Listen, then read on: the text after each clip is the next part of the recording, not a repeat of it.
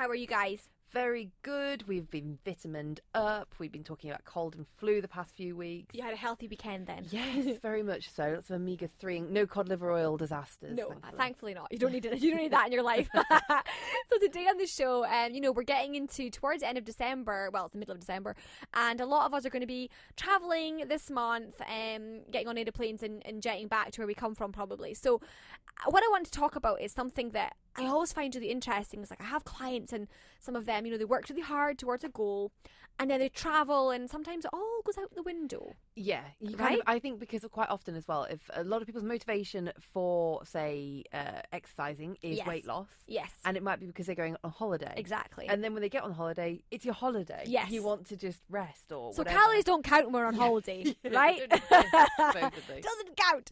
But yeah, this is what happens. We do tend to let it all go out the window, shall we say. And if you're travelling back home or to a different location at the end of this month, there's a lot of food and parties and social events going on, so it can be quite hard, with travel plans as well, to sort of stay on track. So today I'm going to talk about that. So we're all most of us who are living in Doha as expats, of course, will at some point travel back to where we come from or on a vacation somewhere else. So here's some little handy hints of what you can do and prepare yourself for that trip. So I'm going to ask you, Laura, before we start, do you do any sort of little quirky things when you're travelling? Do you have any little things you must do? Exercise-wise? Yes.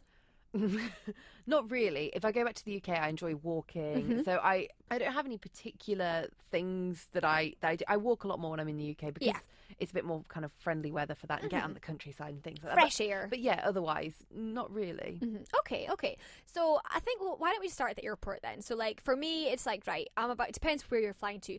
But if you're about to board a really long flight, that's a long way. So I always think, right, I'm going to take a hike around this airport for a little while. I like to keep moving because I'm going to be sitting around for a long time, right? So especially if your flight's delayed as well, don't just sit there, really get yourself moving, take a brisk walk, move around the airport and burn some pre-flight calories, before you get up into the sky and you're just, sitting there. And also when you're in an airport, you're often carrying quite a lot of luggage, so carrying that bag as well is going to help. You lifting some weights with your hand luggage. I've got dumbbells with me. Carrying it behind me. But it's something, to sort of think about. And then, once you actually do get on that aeroplane, I'm just going to tell you, I'm one of these embarrassing people. My husband cringes that as soon as that seatbelt sign is off, I am out of my seat. I always book an aisle seat because I like to be out and walking. It's not that I can't sit still. It's not that at all. I quite enjoy sitting watching a movie or something. But I like to, especially a long flight, I don't like to think about sitting in one place for a long time. It's also not good for your health. We'll get to that. But certainly once that seatbelt sign's off, I like to move about, and I do that quite a lot. I walk up and down. You'll often catch me stretching at the pantry. On the Facebook page, on the And Stretch Facebook page, when you went on holiday this summer, you stretching in the galley of the aircraft. I did. I was stretching, and we were very lucky. We got a very lucky upgrade to business class, very flukily, and I was doing a bit of yoga at the front of the business class area, and a pilot opened a door, and I got quite a shock. Apparently there's beds up there. I didn't even know that. He opened a door, and he came down from some steps, so I was like, oh wow, I'm learning as well as stretching. But yeah, I like to just keep myself moving. It was a 16-hour flight. Yeah, it's a long time. I couldn't sit for 16 hours even in that business class area, even though it was amazing. But no, I like to move up and down, and you definitely should, because there is such a thing. Have you ever heard of deep vein thrombosis? Yes. Which is also called DVT for short. So this is when a blood clot can form. It's very rare, but it can form in the deep veins of the lower limbs, and that can detach, and it can travel up, and it can end up in your lung or anything like that. It's quite a serious thing that comes from being immobile for a long time, and it can be heightened when you're traveling at a high altitude. It is rare, like I said, but the best way to combat that is to keep moving. And if you're not one that wants to get up and walk about like myself, then you can definitely do some little ankle, like circle your ankles. You can move your legs, move your whole body, even just in your chair. In the car as well. If you've got a long commute to work, you might feel like doing the same exactly. thing. But we spoke about this a while ago, didn't we? In our traffic stress, move your neck around, move your arms. No, you should definitely think about moving yourself a little bit, because there is a higher risk on an aeroplane if you're sitting for a prolonged period of time without any sort of movement. So you got to keep doing that. Now, someone that I really admire a lot is a man called Deepak Chopra. Don't know if any of you've heard of him out there. You might have heard of him. He's famous. He's a physician, but he's also a holistic guru. He's on a lot of TV programs, Dr. Oz and these things. And he actually has been recruited by Qatar Airways to mention in their in-flight magazine some handy tips for passengers. So I'm just going to repeat what he's suggested for when you're actually flying. So you should definitely drink plenty of water, as flying dehydrates the body, leaving you a little tired and irritable. So you want to definitely do that, and avoid caffeine whilst you're flying, because these are really dehydrating even more at higher altitude. So definitely just try and avoid that.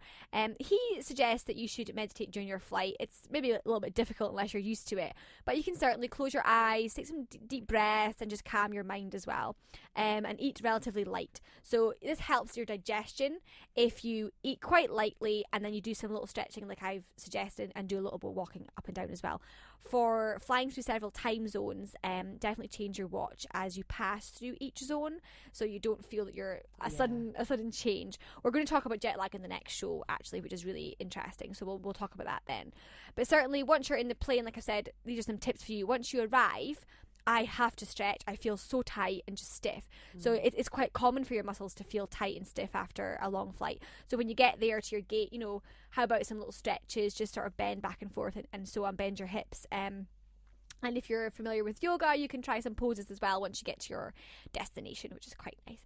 So, something to think about when you're traveling. Talking more about when you're actually at your destination and keeping on track with maybe some exercise or even weight loss goals that we've spoken about is, I always sort of think, you're joking about me with dumbbells, right? I don't pack dumbbells, but I do sort of pack a few things with me. I don't go anywhere without a yoga mat. That's my thing. Not everyone has to do that, of course. But, it's nice to even just, if you can take like a skipping rope with you, or if you don't even want to pack any, or something that I should mention actually.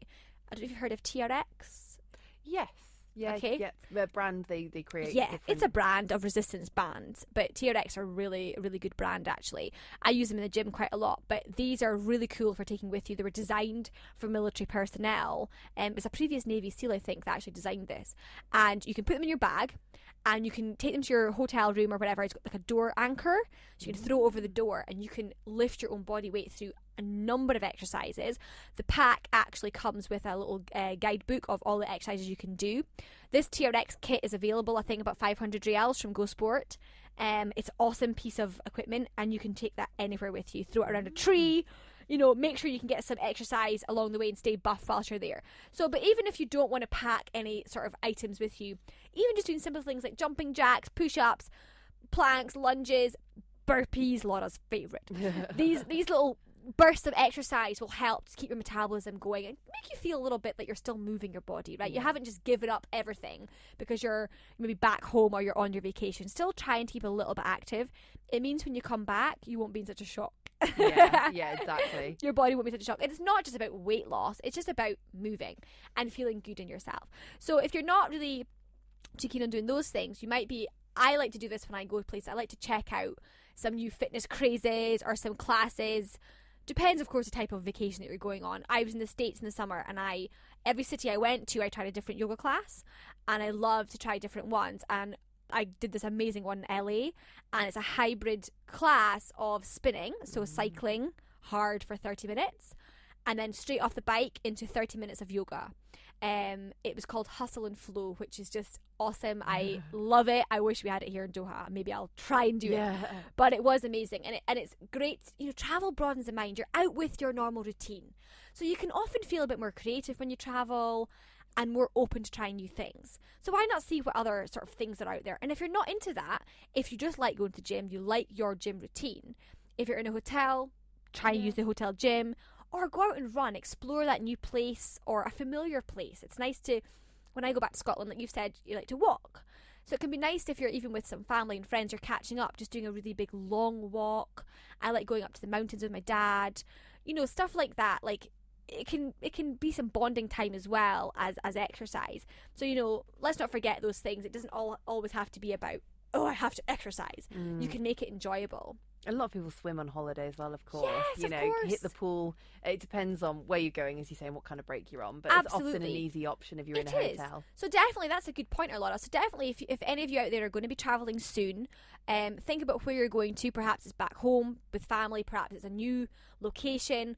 think about, maybe there's a swimming pool, maybe I'll try a new form of exercise, a local exercise maybe, and it's something to definitely think about, and don't think that just because you're away it should all go out the window. It definitely shouldn't, because we definitely probably eat a lot more when we're away, so try and counteract that with some form of exercise. All right then, so some food for thought or some inspiration to keep moving whilst on your jolly holiday. Definitely. I know a lot of us are going to be moving about soon, so let's think about these little tips that I've hips don't lie.